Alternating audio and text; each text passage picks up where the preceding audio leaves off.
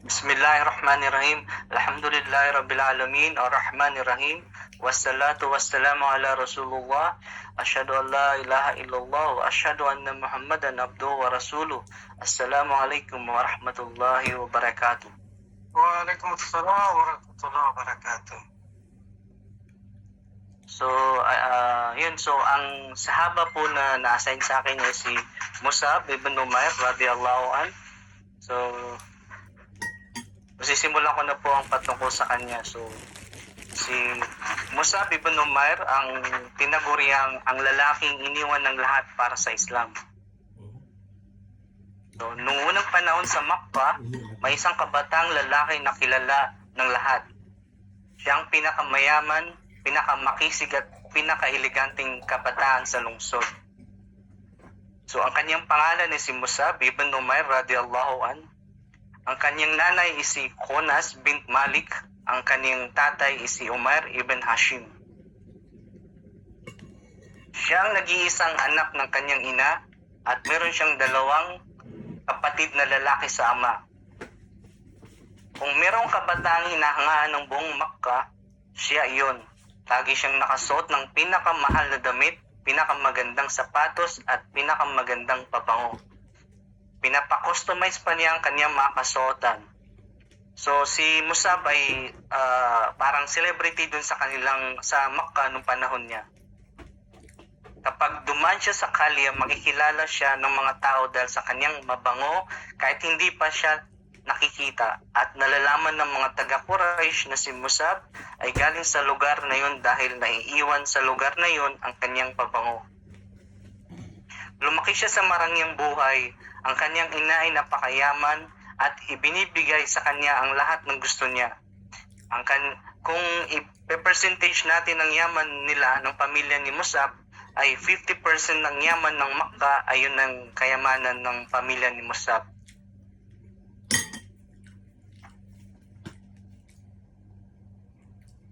Ganun pa man ang kanyang estado sa buhay, siya ay nanatiling napakamabait, humble, hindi arrogante, at kumbaga kung may showbiz nung panahon niya, siya na marahil ang idol ng bayan nung panahon niya. Ganun kasagana at kaganda ang buhay ni Mus'ab radiyallahu anhu nung panahon niya. Ngunit isang araw, may kumakalat na balita sa Makkah na may nagsasabing may sugo ng Allah ang dumating. So ang mga Quraysh, hindi nila nagustuhan ang balitang ito. Subalit si Mus'ab radiyallahu anhu ay na-curious dito at inalam ang patungkol sa balitang ito. So nung nalaman ni Mus'ab yung balitang yun, hinanap niya kung sino yun, at nabalitaan niya nabalitaan niya ng Propeta Muhammad sallallahu alaihi wasallam ay nagtitipon sa bahay ng Al-Arqam ibn Abi Al-Arqam malapit sa burol ng Mount Safa. Isang araw, tahimik siyang pumunta doon at pasimpleng lumapit sa pintuan at kumatok ito ng dahan-dahan at pumasok. Nagulat ang mga sahaba na kasama ng propeta dahil hindi nila inaasahan ang kagaya ni Mus'ab radiyallahu an ang makikinig sa kanila, kung saan siya ay mayamang bata sa Makkah. Tiningnan ng propeta Muhammad sallallahu alaihi wasallam si Mus'ab at siya ay nagpatuloy sa kanyang lecture. Ang naabutan ni Mus'ab sa lecture ng Rasulullah ay patungkol sa Jannah at An-Nar, ang heaven at hell. At nung narinig ni Mus'ab radiyallahu anhu ang patungkol dito, agad tumama sa kanyang puso ang mensahe ng Rasulullah. Si Mus'ab ay nagbalik Islam sa mga oras na iyon at palagi na siyang pumupunta sa Darul Arqam para mag-aral. Sa simula, pinahintulutan ng Rasulullah sallallahu alaihi wasallam si Mus'ab na ilihim ang kanyang pagyakap sa Islam. Subalit isang araw, nakita siya ni Uthman ibn Talha na kasama ang mga Muslim habang sila ay nagsasala, at agad itong isinumbong sa kanyang ina. Nang nalaman ito ng kanyang ina, hindi ito agad naniwala kay Uthman Kaya ipinatawag niya si Musab kasama ang kanyang mga uncle, at dito harapang inamin ni Musab na siya ay isang Muslim. Sobrang nagalit ng kanyang ina dito at pinilit niya si Musab na iwanan ng Islam. Pero hindi sinunod ni Musab ang kanyang ina, kaya pinakulong niya ang sariling anak sa kanilang bahay at tinanggal niya ang lahat ng karangyaan ni Musab. Ang kabataang dating may pinakamagandang damit sa Makkah ay biglang naging isang bilanggo sa sarili niyang tahanan. Ginawa lahat ng kanyang ina ang maaaring iparusa kay Musab, at lahat ng pangako ay binigay niya tulad ng yaman at kung ano-ano pa. Pero si Musab radiyallahu an ay naging matibay siya at hindi bumitaw sa kanyang pananampalataya. Isang araw, habang si Musab ay nakikulong, may nakarating sa kanyang balita na may grupo ng mga Muslim ang mga maglalakbay papuntang Abyssinia. Ang Abyssinia ay tinatawag ngayon Ethiopia. Dahil sa kagustuhan niyang sumama rito, nagawa niyang makalaya sa kanyang bilangguan. Dala-dala lamang ang kanyang kasuotan sa oras na iyon at konting pera na gagamitin sa paglalakbay. Iniwan ni Musab radiyallahu an ang lahat, kayamanan, pamilya at karangyaan para sa Islam. Nung panahon niya, napaka-unusual ng kagaya ni Musab radiyallahu ang sasapi sa mga Muslim, dahil ang mga naunang Muslim ay mga alipin, mga inaapi, at yung mga mahihirap na mga Quraysh. Habang nasa Abyssinia si Musab radiyallahu an, ay may chismis na kumakalat doon na nagmuslim na ang mga taga-Makkah, at siya ay bumalik sa Makkah at nalaman niyang mali pala ang chismis. So yung pala ay hindi pala totoong nagmuslim ang Makkah. So pinuntahan agad ang unang pinuntahan ni Musab ay ang Propeta Muhammad sallallahu alaihi wasallam. Pagkatapos ay pinuntahan niya ang kanyang ina. Lumipas ang mga taon, 11 years pagkatapos ang first revelation, at ang panahon ng Hajj ay dumating. Sinamantala ito ng Rasulullah sallallahu alaihi wasallam kasama si Abu Bakar radiyallahu an at Ali radiyallahu an. At isa-isa nilang pinuntahan ang mga tent ng mga tribe na dumayo sa Makkah upang ipaliwanag ang Islam, ngunit halos walang naniwala sa kanila. Hanggang sa may nakita ang Rasulullah sallallahu alaihi wasallam na 6 na mga kalalakihan mula Yathrib o Madina ngayon, at inanyayahan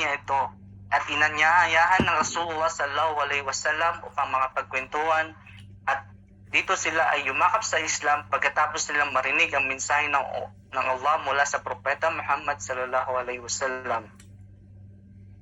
Sa Madina noon, ang mga Jews Jew ang majority doon nung panahon na iyon, at nakasad sa kanilang aklat na Torah na may darating na isang propeta.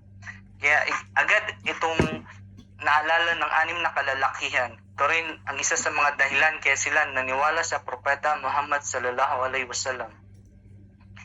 Isa sa 6 na lalaki ay si Asad ibn Surara, kung saan siya ay nag-request sa Rasulullah sallallahu alaihi wasallam kung maaring may makasama sa kanila pabalik ng Madina upang magturo sa kanila ng Islam.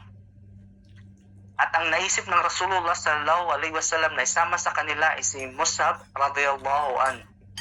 Itong task na ito ay napakahalaga para sa mga Muslim na naghahanap ng kanlungan ng mga panahon na iyon.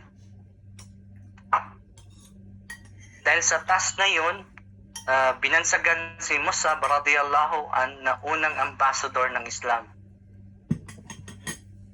Sa Madina, hinarap ni Musab radiyallahu an ang pinunong ng tribo na si Usaid ibn Hudayr. Nung si Usaid ay tinutukan si Musab radiyallahu an ng sibat at pinapaalis. Ngunit may naong sinabi ni Musab ang mga katagang, bakit hindi ka muna maupo at makinig? Kung nagustuhan mo ang sasabihin ko, tanggapin mo. Kung hindi, ay ako ay aalis. At si Musab radiyallahu an ay nagsimulang mag-recite ng maiikling verse sa Quran. Isa dito ay ang Surah Al-A'la at mga ibang maliliit na sura sa Juz Amma. At nung narinig ito ni Usaid bin Hudayr, siya ay na-overwhelmed dun sa mga verses na yon. At dito tinanggap niya ang mensahe. Pagkatapos maging Muslim ni Usaid ibn Hudayr, meron siyang naalala na mahalagang tao sa Madina at sinabi niya kay Musab radiyallahu anhu na kapag itong mga tao na ito ay napag-Muslim ni Musab, ay consider na niyang Muslim ang buong Madina. Ito sina Sa'ad ibn Mu'ad at Sa'ad ibn Ubada. Nung nag-Muslim itong mga leader na ito, pinatawag nila ang kanilang mga angkan at kanila itong inimbitahan sa Islam at isa-isa sila nag-Muslim. Alhamdulillah. Dahil sa kabutihang loob ni Musab radiyallahu anhu, sa loob lamang ng isang taon, ang buong lungsod ng Madina ay yumakap sa Islam. Sa isang buong taon, patuloy ang pagtuturo ni Musab radiyallahu anhu sa Madina at si Musab radiyallahu anhu ang kanilang ginawang imam doon. Dahil sa mga turo ni Musab, na in love ng husto ang mga taga-Madina sa Rasulullah at ito ay kanilang kinasabikang makilala na sa personal. So hinanda ni Musab radiyallahu ang lungsod ng Madina para sa pagdating ng propeta. Nung dumating ang susunod na taon, panahon ng Hajj, nagplano si Musab at 70 taga-Madina o Ansar upang puntahan ang Rasulullah sallallahu alaihi wasallam. Nung dumating ang araw na ito, sila ay nakipagtagpo sa Rasulullah sallallahu alaihi wasallam malapit sa Mina kung saan ngayon ay Masjid Al-Aqaba o Mosque of Pledge. Dito nag-pledge ang mga taga-Yathrib sa Rasulullah sallallahu alaihi wasallam. Mula rito, nakita ng Rasulullah ang ginawa ni Musab radiyallahu an at siya ay sobrang natuwa rito at nasabi ni Musab na city ng Madina ay mga Muslim na at gusto na nilang makita ang Rasulullah. Dahil sa magandang balita ni Musab radiyallahu an, ang Rasulullah ay nagpahintulot sa mga taga-Makkah na magsimula mag-migrate papuntang Madina na tinawag na Hijra. Maliliit na grupo ang naunang mag-migrate upang hindi sila mabisto ng mga Quraysh. At ang Rasulullah sallallahu alaihi wasallam ang huling nag-hijra papuntang Madina.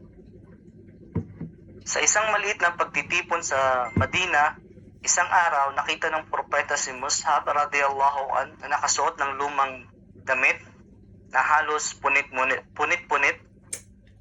Naalala ng propeta kung paano siya dati sa Makkah ang pinakamagandang manamit sa lahat na kabataan. Nalungkot ang propeta nang makita ang kanyang kalagayan. Ngunit alam niyang ginawa ito ni Mus'ab para sa Allah